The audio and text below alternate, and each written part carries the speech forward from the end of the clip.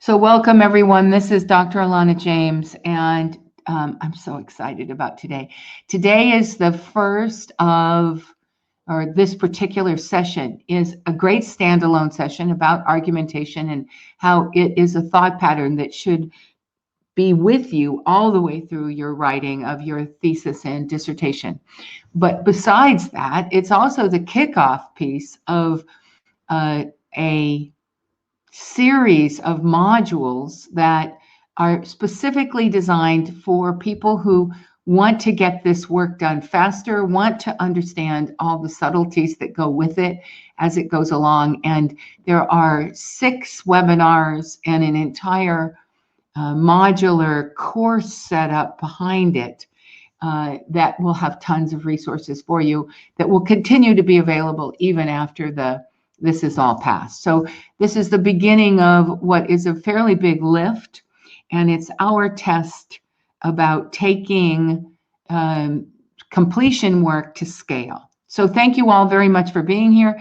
Please stay in touch and tell us as we go along about to what extent we are hitting the mark on helping you personally take your thoughts to a more sophisticated place so that this work becomes easier. So with that, I'll get started with these slides. And I came up with a series of quotes that are good thoughts about why we're doing this and the way we're doing it. So Yogi Berra starts us off and says, if you don't know where you're going, you might end up somewhere else. And I think that's really part of the dissertation process for a lot of people. They're not quite sure exactly where the process is going to take them. And then they get close to the end and they get reviews that let them understand how far they were from the mark. So we're going to try to help you avoid that, be more efficient. A work of utility might also be a work of art if we cared to make it so. And I looked up golden thread because we call what is the main theme that you will be writing your golden threads. So, and I'm sure that in your heart, you're really hoping that this document that you're working on hits the mark of being an art form, as well as just getting you out. And so there's some things that go with that, and we're going to talk about that. And I have lots of resources for you in the modules as well. And then finally, this one is Steve Jobs. Great products are a triumph of taste, and taste happens by exposing yourself to the best things humans have done and then trying to bring the same things into what you are doing. So I don't know that all of the examples we're going to look at are the very best, but I do say that, and every good writer will tell you that good writers are good readers. And so one of the things that these webinars in particular is going to do is force us all into a place where we're reading other people's way of solving these problems so we can critically analyze it and decide for ourselves what we want to do. So some general notes. I said it's an art form, it's not a science. There are, in the basic level of a dissertation, you're going to see usually 5 chapters, usually background, literature, methodology, results and findings, but that is just only usual. There can be many reasons that it's more than that. Some of you may be in degrees where actually you have to write multiple journal articles instead, but your journal articles will also have background, literature, results, findings. So it's useful to talk about these topics and to see how they fit in this full idea of argumentation. So all of the docs that we critically examined have already passed, which is good.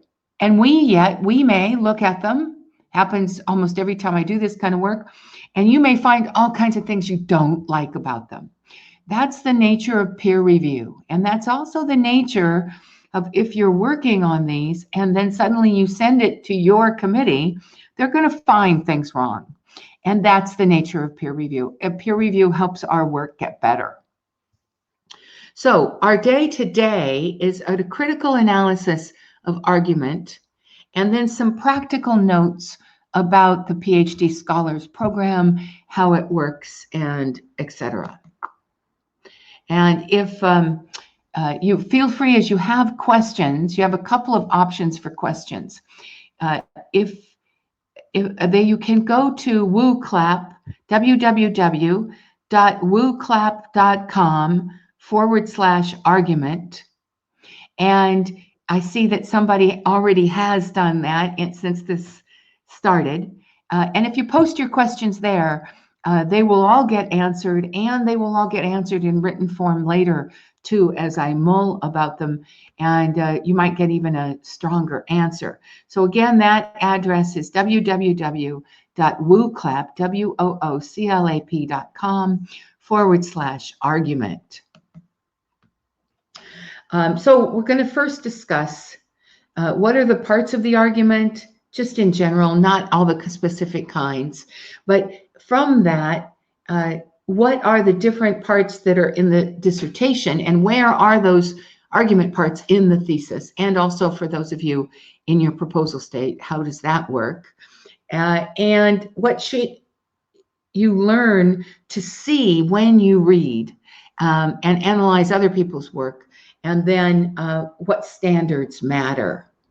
And thank you for those who are continuing to sign in and tell us where you are and what you're studying. We have you can tell already, we have a great group of really diverse interests here in the room. And yet you're all going to find out that the things you're doing are more similar than they are different from this position of dissertation, thesis, and journal article. All right, so generally, there are many types of arguments. And there's a course that goes with this. And you can sign into graduate.pd.education. And if you don't already have a sign in, I'll tell you at the end how to get it. So those of you that signed up for this whole PhD Scholars, you're already in. You go to graduate.pd.education. You go into the argument section, and you're going to see a toolbox for articles and a toolbox for videos. The video toolbox has several videos on arguments. And so there's different types, and there's also different types of fallacies. The argument is the positive ability to make it forward, and the fallacy is when it goes wrong. So I'm not going to go into all the specific nickel and dime kinds of parts of this. What I am going to say is that you always have a claim, something you're stating, a way that it is backed up by evidence, and a logic, or the correct term is warrant, that ties the evidence to the claim. So we're just going to look at those three parts today. So how is this? Let's just make this practical for you. How does this help you do better with your dissertation? Well, you are making a claim at the very basic level. You're making a claim that your research is significant enough in your field that you should graduate. That's your basic claim. You also may be making a claim that some of the things you found were quite extraordinary, and that's another level of claim. But everyone who's in this work makes a claim that their work is significant enough to meet the standards of their university and graduate. Well, in order to do that, then you need evidence. And your evidence, well, we'll see this happen again in a minute, but your evidence is in two places. Your literature is evidence to the need for it being done, and your results are the evidence that the work you did makes it to the grade of significance. And also knowing these things helps you when you're writing and you're reading, because you're going to be reading lots of other people's work. You're going to be reading journal articles. I'm sure you already have been. You're also, through this, going to be reading abstracts and dissertations by other people. Not completely, but you'll learn how to go through them. And it's really useful to think, what's their claim? What's their evidence? And what's the warrant that backs it all up? If you can find those three things, and you probably can very quickly, then you'll be able to move faster, make stronger judgments, and build deeper literature more efficiently. And then finally, it helps your writing, because you can keep in your mind, is this the right part for the claim? Have I really done a good job with my evidence? Have I made the claim that my readers need to see as to how they all tie together? So simple things, lots and lots of advantages to knowing that. Okay, some of you are in pre-proposal, some of you are in your final dissertation. Your pre-proposal, your abstract is the entire piece. And we're going to look specifically at abstracts today. So I'll leave that aside. For both of them, that's true. For both of them, it's also true that your background section, whether it's a journal article in just a few paragraphs, or it's a full chapter in a dissertation or thesis, your background is your claim. And if your claim is nuanced, if it's more than just the significance of your work, if it's also the importance to your field, and there can be a lot of nuances there, your claim goes in your background. Your literature is your first piece of evidence. And in the proposal, the 3-chapter proposal, it is the evidence that the work is going to be significant enough, and that methodology is the warrant that these particular strategies for finding evidence will in fact add to the make the work significant and add to the literature which has been shown. So that's how those pieces go together. But when you're finishing, you also have to you've built a case in the evidence, and you're going to go back and you're going to hone that case to make it just your evidence. Your first time you wrote your literature, you were writing about all the literature. You were making a case for the entire project. Now you're going to go back and you're going to hone that literature. It might not all be included the second time around, because you're making the literature specifically add up to the strong evidence that is your results. So the congruence between all the parts gets even tighter in the final work. And then your warrant is your discussion section. Your methodology is also a bit of warrant as well. So that's the general thing. And as I say things again, and you have a question about them, please go to the www.wooclap.com/argument, and we'll get them all put in there. Because just the slide alone, I can imagine lots of questions coming up. But I want to get the overview in. Okay, so we have some essay or arguments here, and I'm going to say, I said that in the abstract should tell the reader the full argument. But abstracts are typically written kind of backwards to that. So the yellow parts in these examples are the parts that help you see the argument in these. And you generally start from the bottom because they kind of lead to their claim.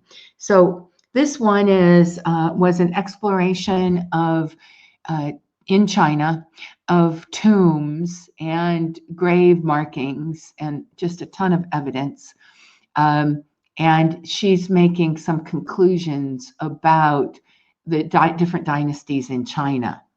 And here's her claim, that moreover, as each tomb epitaph text unusually provides a glimpse of a person's life, tomb epitaphs are often the most direct and personal accounts of individuals, and they offer a perspective on a greater range of elite society than do either the dynastic history biographies or the eulogies preserved in literary collections of famous writers.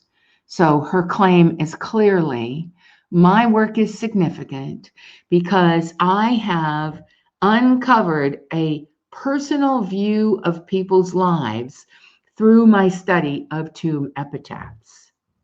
Notice in the blue, she clearly states this dissertation makes an original contribution. It's not always there. In fact, it's kind of rare. But her claim is that last paragraph, and that last sentence is very clearly her claim. Now, what is her evidence? Her research demonstrates, go up a notch, her research demonstrates that certain death ritual practices prevailed among the Tangent elites of various regions and social stratus and remained stable throughout the entire dynasty, suggesting that the existence of a standardized way of commemorating death in medieval China. So she's looking at her research. That's her particular evidence. And then again, notice we have a different set of evidence in the vast trove of underutilized original sources, including thousands of epitaphs, etc. So she's making a two-prong assertion that she did particularly rigorous research and that she had particularly clear documentation. Okay?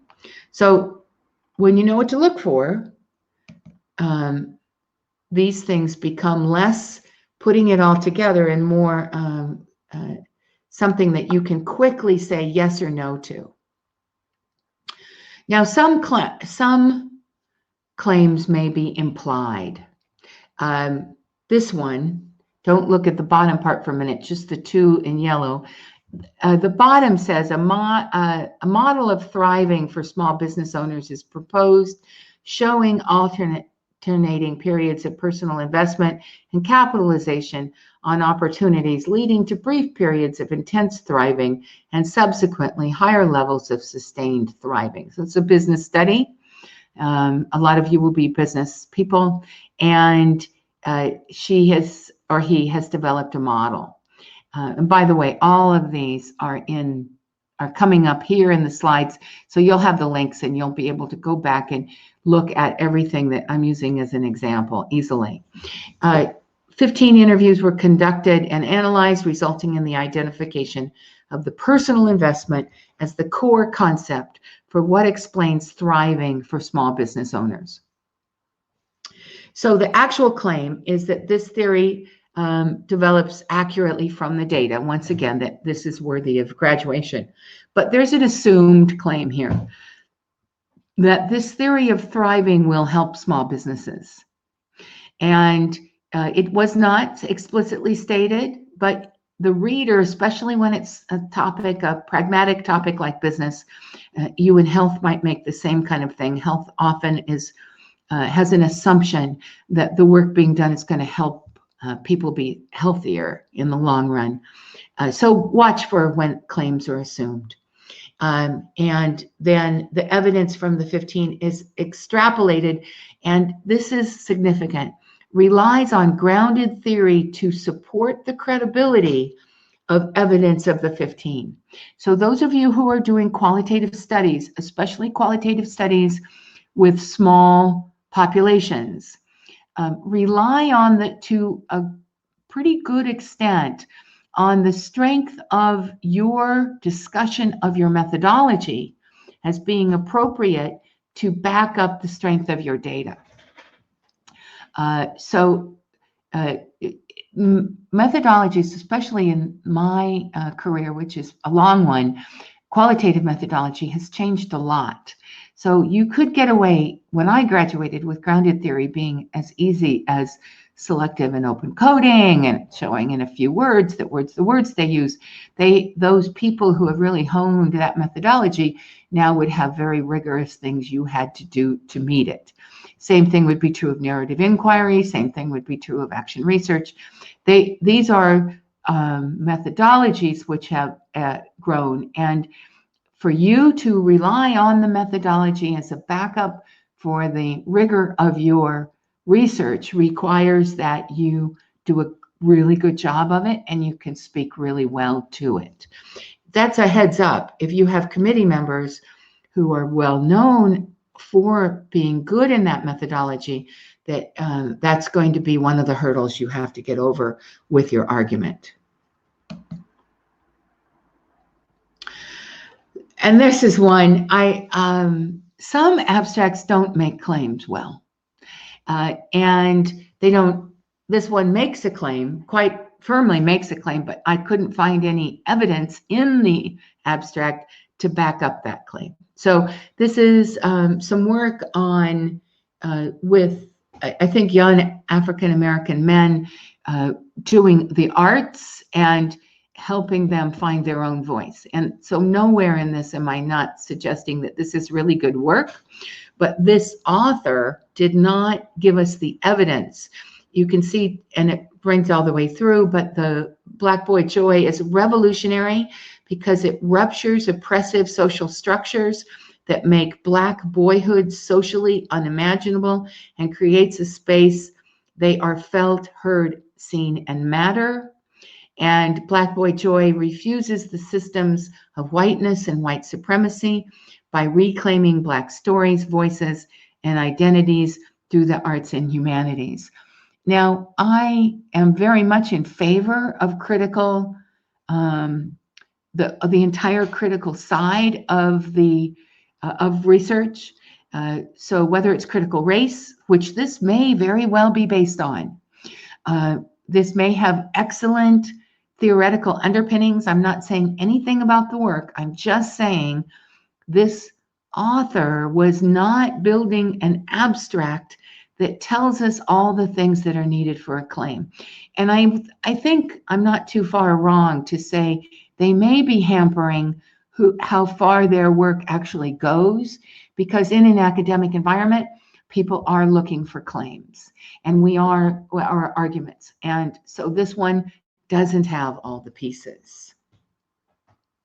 And Adrian, yeah, there's a lot to be said, quite a lot of emotional language. There is within critical race a piece for that. There is also within some of the methodologies that are forthcoming that are very much spoken from the I, and they're very much uncovering, they're almost self-reflective pedagogies that are developing. So we see quite a range of what's well within acceptable. Well within acceptable depends upon your context and your university. So some of you may be at universities where these different methodologies, which are perhaps a little newer, perhaps a little bit more on the fringe, pushing the edges of what's happening in methodology, are accepted, and some of you will be where they're not accepted. You have to play to the your university, you have to play to your committee, because, and then you can write something quite emotional later if that's what you want to do, or you can explore other methodologies to get your particular thought out. This is a pretty wide world, and this is part of the thing I said at the very beginning. This is an art form. This is not something where but it is a wide art form. It has a lot of potential in it where you can find models that exactly fit what you want to do, and then let it really fly and let your heart sing, which is what we all want, I think.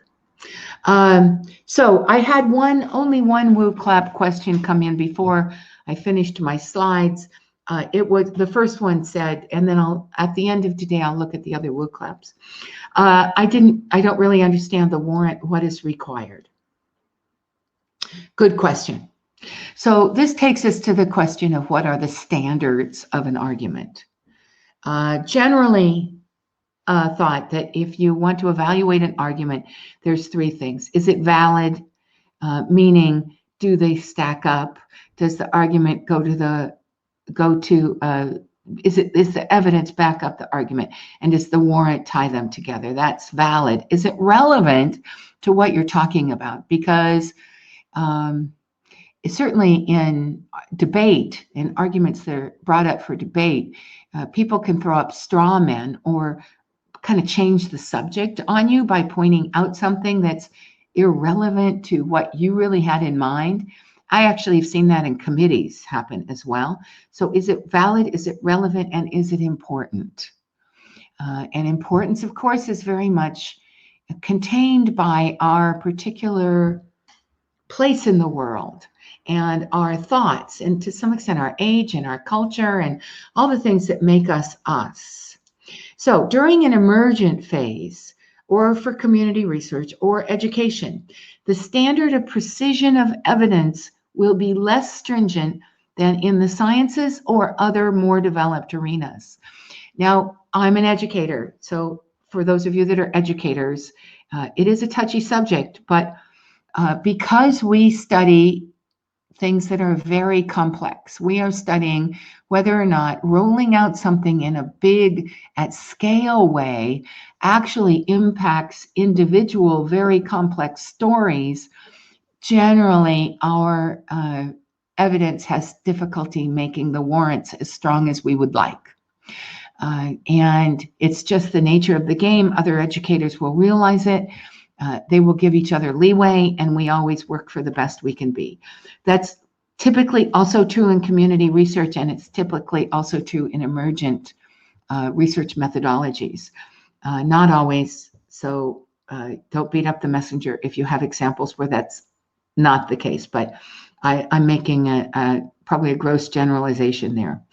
What you must do is avoid fallacy, and I'm not going to get into fallacy today, but I do highly recommend that you make use of the graduate.pd.education resources that go with the PhD scholars, and you look for Dr. Maria's or Professor Maria's videos on fallacy, because they're very excellent and they help you avoid them, which is something else you want to do, because during committee they're going to be trying to find them for you. All right, so and this is a consideration about arguments in general, that they vary differently according to context. So this is a book, I just kind of glanced through it. I saw several interesting things. I might recommend it to you if I had gone into it more deeply. Manifest Reality, a Pragmatic Theory of Argument. And Johnson states that he's actually quoting McPeck here. For example, if you could show that a certain line of argument would result in the arguer standing to gain a huge sum of money for his or her personal financial gain by accepting a certain line of argument, and others may lose money, then the consideration has a kind of relevance and poignancy which would not affect the assessment of the validity, which would affect the would not affect the assessment of the validity or truth of a scientific argument.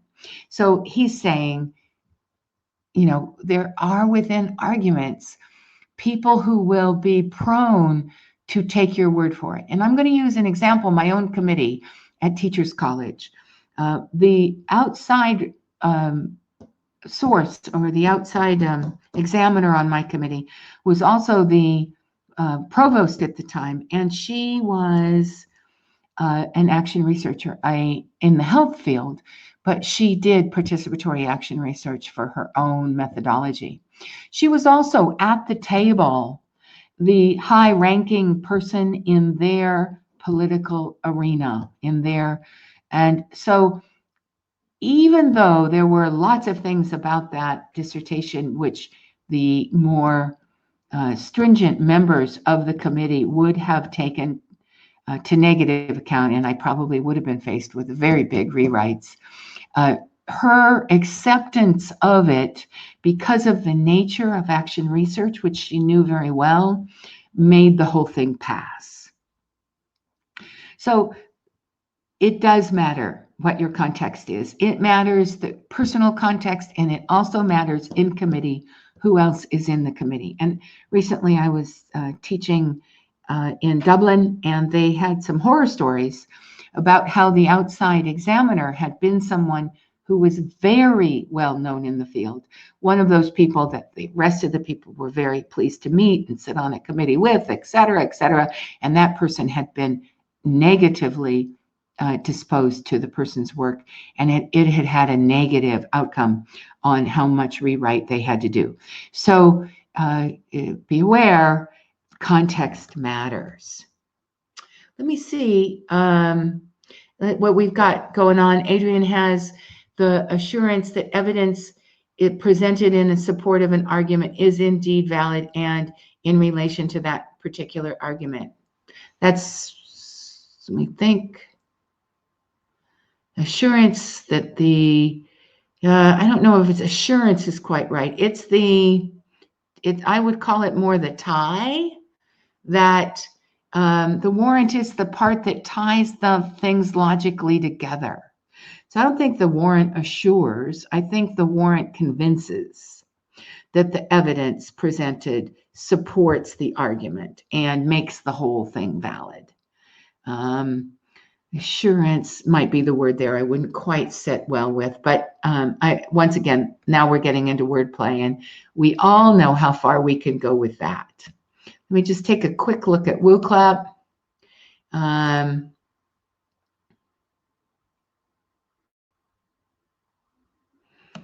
Okay, first one. How do I know if the argument that I'm making, or how can I make my argument unique? I don't think it has to be.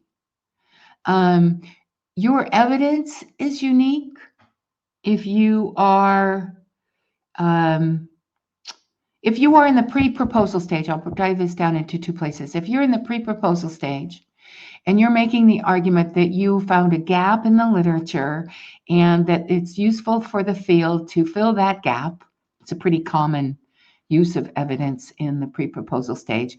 It doesn't matter if you're the only person who's going to be looking at that gap. You are unique. You are in a unique place. The evidence that you finally gather will be unique. Your argument will always, to some extent, be unique, just because it's based on so many different parts. I don't know that uniqueness is going to be what you're held to. I think what you're going to be held to is significance. And significance is really something that depends so much on your committee.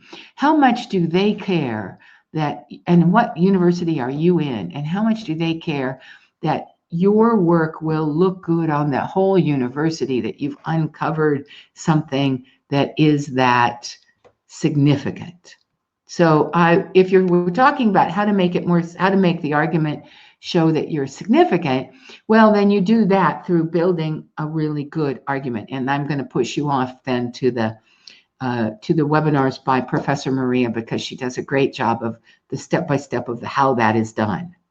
The next one that has come in is, now that I am done with the initial analysis of my qualitative data and in interpreting the results, I've come to realize that, and it's one of those that has gone on longer than I can address here.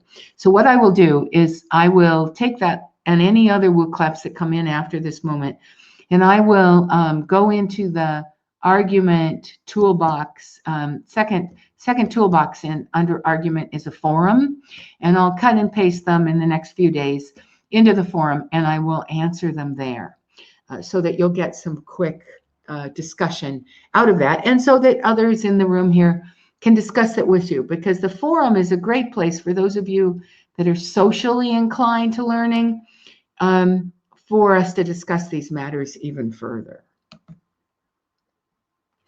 Okay, so what I've got next, I'm not going to go through, but they're for all of you. I have generally divided 5 or 6 arguments, and I've given you the, so I've used resources that were open, educational resources, so that no matter what your university is, you have access to these. I went to ProQuest Open, which is, you'll see in the URLs that you're being presented here. And so you can go to handouts and you can pull down this set of slides. And we have some for the humanities, we have some for the sciences, and we have some for business. And you'll see that the ones I used, for example, here are in the group, and then there are others. So We have some for science, and there's a slide for that. And this really jumped forward. Let me see if I can go back a little bit. A lot of different kind of topics. You can look at them and see if which ones suit you. You can use them as a way of saying, can you pick out, and that's why I gave them to you, can you pick out the claim and the evidence and the warrant in each one of them? And again, generally you're going to be working from the bottom up. That seems to be how most abstracts are written. And so this is a good set of tools that you can use later. Going forward. And this is then the business tools and going forward. Okay. I'm going to talk a little bit about PhD scholars, and then I'm open for more discussion in the room as you want to have it. All right. So what is PhD scholars? It is actually our format for testing whether or not professional development can be taken to scale on the specific kind of work you individually need when you are writing your dissertation or thesis. Traditionally, as you all know, it's been a one-on-one process. You've had a person and who was assigned to you. Some of you have called that person a supervisor, others have called them advisors. They're called all different kinds of things around the world, but there's a role. That person has been assigned to you, and for better or for worse, you go to that person for feedback. Eventually you get your piece done. It goes to a committee. These relationships are difficult and tough, and some of you are very lucky and you've got great supervisors you've jived well with. Others have seen your committees change or other bad things have happened. It's a difficult thing. So what we're trying to do is to bring to you a wide-based knowledge that can help you fill the gaps, not to supersede what your supervisors are saying. So at the end of the day, you're responsible to your supervisors and your committees, and they are who you have to write to. So take everything that is said here with a grain of salt, but this is a big world, and you should be able to examine the whole world. And if you really want to steer your committee a way that perhaps they're not naturally inclined to go, this conversation may give you the evidence you need to build an argument to them that, in fact, you want to do it slightly differently than they had in mind for you to do. So again, the world of argument is key to everything we do, and PhD scholars. So how does PhD scholars work? Well, you have tools in 3 places. You have graduate.pd.education. We have moved into, we meaning the business that is pd.education by Doctoral Net, has moved into now using an LMS background. So for those of you that understand technology, we've always been a website-based set of tools for professional developments, and we are now looking into whether some of the tools that are learning management tools would be helpful in this going to scale. So it's built in a Moodle platform, and for those of you that have ever used Moodle, you'll find it useful. For those of you that can't, there's an overview section, and I think I've showed you how the system works. Each week we will have a webinar on a Friday. Prior to the webinar, the week before the webinar, that particular module in graduate.pd.education goes live. And it always has tools. For those of you that you're adults, you learn differently. Some of you learn socially. Some of you learn by reading. Some of you learn by watching videos. Some of you like it all. And so you will have toolboxes, each exactly set up the same. So it'll be a similar pace through each one, where you'll have the videos, the articles, the forum. There's also a place, and we really hope that you take us up on this, where you can give us feedback on your experience. This is a new setup. You might consider that you're in beta for this layout. It's the first time we've ever used it. So please tell us what you would like to have it do that can't do, what you found hard to find, etc. And when in doubt, you can go to Sonia, SONIA, at pd.education. She's our webmaster, and she will help you do what you need to do in that system if it's a technology problem you're up against, because that's always frustrating and we don't want you to have that. So there's one every Friday. And then the link between the two is WooClaps. So we're hoping that you go in, you read the stuff, you listen to the stuff, you spend some time mulling around about the next topic being literature, which comes up in a couple of weeks. And then you ask your questions in WooClap so that when I come and do the literature one, it's got a wealth of questions asked and I can respond to them. And then it all ties together. Even if you can't come to the webinars, you'll have the recording and the recording will have your answer. So I hope this is the system. We think right now that it's a pretty good system.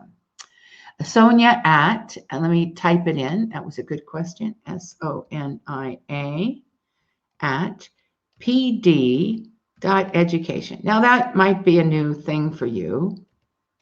We've been slowly moving into a change. As we've been a company, some of you have been with us for a few years, and you know that we're a company that's growing. And Doctoral Net was a great name when I first started, and all I was doing was professional development for doctoral students. But it became confusing when we all of a sudden took on masters. And it became even more confusing when we have all these universities that have your university initials in front of doctoralnet.com. So starting in the fall, if you are at a university that has our site, you might have umn.pd.education. We didn't make a big deal out of it. We just gave you a new URL. We're making more of a big deal out of it now. So students who write to us will be writing to our names at pd.education. And all of us that you know are still here. So it's Alana at pd.education. It's Sonia at pd.education. It's Siobhan and Maria. And we're just moving into that. Now, can you still get us on the old email addresses? Of course you can. But you'll find over and over and over again now the links will be the new ones. And that's what happens as businesses grow, which is a good thing. Okay, so Eurovision learning, I've told you about this. Oh, I didn't tell you about badges. Okay, so within this learning management system, there's a way for you to test your skill against 3 competencies. There are 3 competencies as you go through this process. You have to know about what you are doing. You have to understand the criteria in that section, and you have to be able to write to that criteria. So there is a toolbox in each one of these that gives you a few things you can do. You put in, and most of them you'll upload a Word document, and I'll give you some feedback so that you'll have not on a lot, I'm not reading whole chapters or that kind of thing, but we think you can do a quick test of yourself on how much you understand argument, and then I can real quickly tell you whether you hit the mark, and if you didn't hit the mark, a couple things you might suggest. Yes, also applies. Okay. So if you don't have, 199 people are signed into this webinar, and 100 are so far signed into graduate.pd.education. That means that we have not captured all of your names and email addresses. So what I think I'm going to do is I'm going to pass to Sonia this list and make sure that anyone signed up on this list is actually granted permission into pd.education. And she has set it up where you're enrolled in the first course, and then after that you can self-enroll in the rest. So we think we can quickly get you up, because likely, this is the nature of asynchronous work, some people are going to find out about this as they go along. Perhaps some of you are going to be excited about it, and you're going to go back to your own colleagues and say, whoa, there's some help here, and suggest it.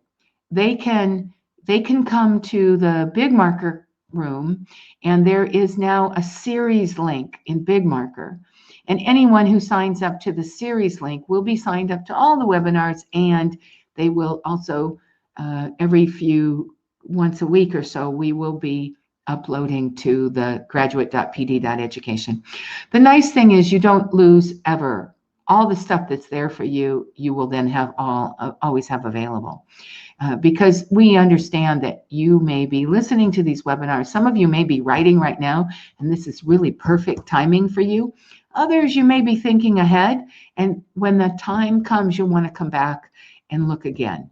And so you'll always have that available. Okay, that's a lot. I have 15 minutes left that I can, let me just make sure that I'm at the end. I think I am. Yeah, so we do really want feedback. And we're looking to you to go to the graduate.education and tell us everything, good, bad, ugly. We can only make it better when we understand your point of view. So please help us do that. And thank you so much for being here. Okay, so the topic today is argument. And always in the last 15 minutes in the chat, you can ask any question you want to ask. And thank you, Donna, for saying it sounds fabulous. I think it sounds fabulous too. I wished I'd had it. I wished when I was in school anything was even possible like this. So it's a great pleasure for me to be able to offer it. And you have some terrific, terrific resources there for you. So who has a question? Raise your hand if you have a question, and you're going to be typing something in so I know about how many I'm expecting. And we have 15 minutes. You take it on and have it yourself. And for those of you watching by recording, I will record this part as well. But if you're not going to continue watching, thank you so much for being here. And Adrian, I noticed, asked earlier if the slides are there. Oh, they're up in handouts. Sorry, they hadn't gotten shared. One click away from being shared. Adrian, as always, you're very good at keeping us on task. You now all have these slides available so that you can go and you can look at the ones I was looking at and you can write about them. No problem. It's what technology is like, isn't it? We learn to have different conversations in different ways. Let me see if I missed anybody else's comments.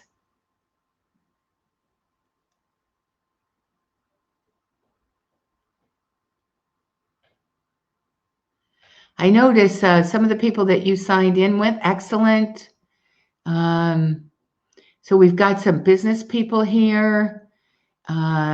Poultry sciences, excellent. Glad always to have the sciences. So we have soil sciences and poultry sciences, and I'm sure biology as well.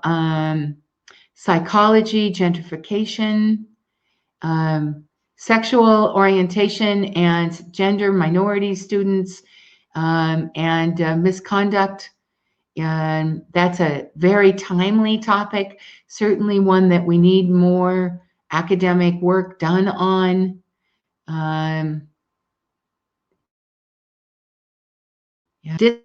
Distance students, some of you are working at a distance as well. That's a whole nother challenge, isn't it? Working at a distance or working on campus. They both have their ups and goes, and ups and downs. Community college leadership, tremendous.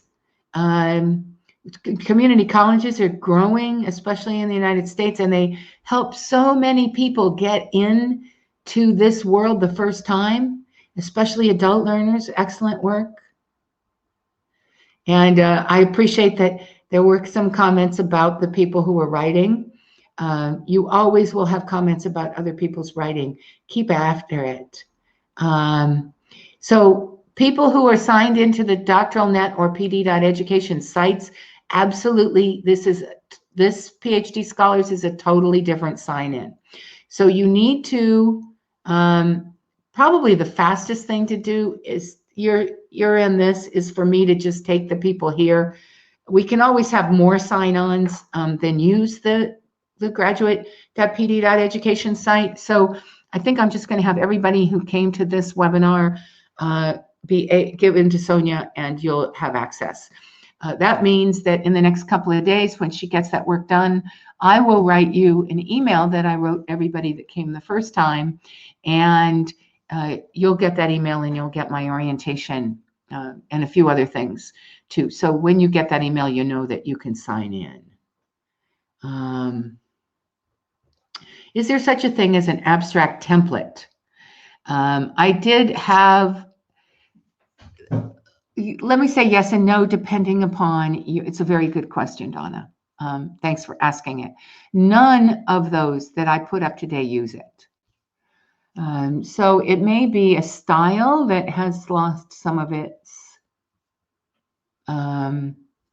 patterning in the world. But about 5 years ago, there were a number of STEM journals that required a abstract to be written in 7 sentences. And let's see if I can remember them.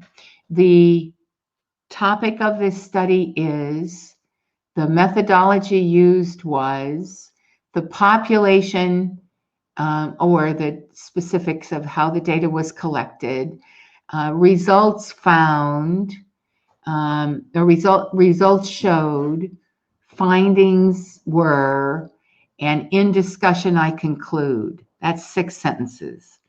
And so these journals required that. And I was teaching business major doctors at the time, and I required all of them to use those 7 sentence stems.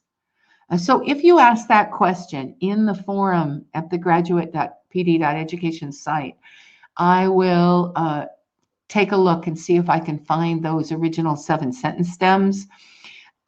It's really a shame all of us don't use them, because if we did, it would be so much faster for us to cruise through other people's abstracts to decide which ones we want to use. And that's what everybody who we were working with at the time felt, like this was really a good tool. But it isn't one that's widely accepted or taken on, but it's a kind of an abstract. You almost can't fail abstracts if you use that system. Thanks for asking. I won't put it in a slide, but I will put it in the forum at the argument conversation in pd.education if you ask me the question there, please. That I'll work the forum later on, probably Wednesday this week. I'll work that forum, and so I'll answer any questions that come in, or you'll see me get live. That's all. You'll probably see me live on twice a week is what I'm shooting for.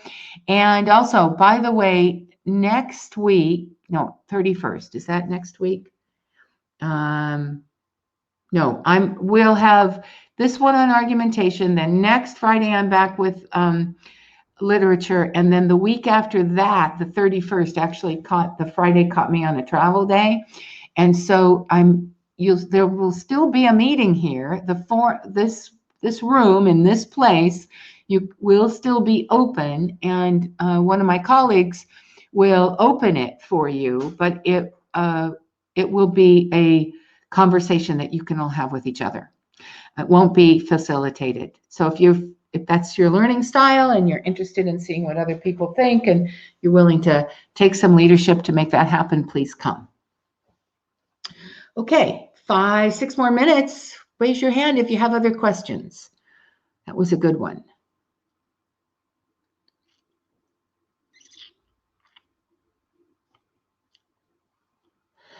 Well, I don't see any questions going up. I don't see hands going up for that. So let me ask you a question.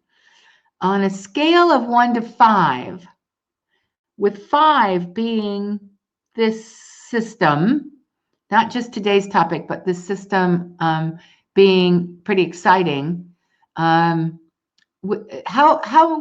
close do you think we're hitting the mark on this PhD scholars idea? And then as you're typing 1, 2, 3, 4, and 5, 1 being, no, you still got some work to do, 5 being, yeah, pretty close, 4 being, we'll kind of wait and see, 3 being neutral. You can please give me a vote. And Gary asks, I'm looking forward to going through the process. Oh, thank you for making it happen. Would also be great to get to know the other students as we go. Well, that's what we found before. We had a much smaller group 3-4 years ago now, 5 years ago now. We had an accelerator program. It was when I first started. DCU was my only university. So we had a DCU and then a few people who joined us from around the world who knew of us just because we're on the web. And that group loved it because they loved getting to know each other as well. So I really hope that you're going to find that the open forum is good. And I'm also going to tell you right now that at the end of this, there will be the offer to have these Friday sessions set up once a month or so for as long as people want to come to just kind of check in and have another place you can go to ask questions as you go through the process. If you want it, it's on offer, and we'll discuss that at the end. Good. And Dawn is on at 7:30 in the morning. I'm on at 3:30 in the afternoon. And once we start working in the global south, those people will either be on live in the middle of the night or they'll be watching by recording. Okay, anything else, or are we done for this one? Fridays work well. Glad you're happy. Thank you for coming. Hope it was useful. I'm going to turn off the recording now. And thank you all so much for being here. You'll see me again next Friday. Same time, slightly different place. Different you.